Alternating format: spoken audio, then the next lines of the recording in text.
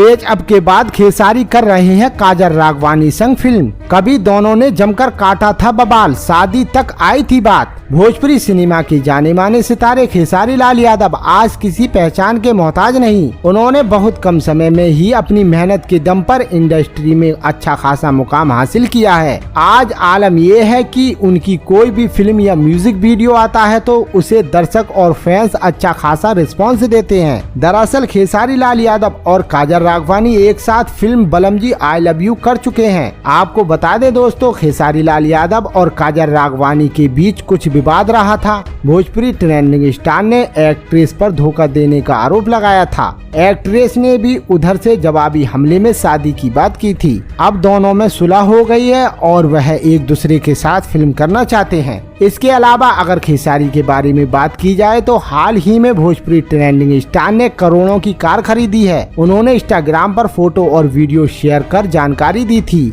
खेसारी के car connection में range rover शामिल हो गई है। इसकी शुरुआती कीमत करीब 1 करोड़ रुपए है और टॉप मॉडल 2.5 करोड़ के आसपास है।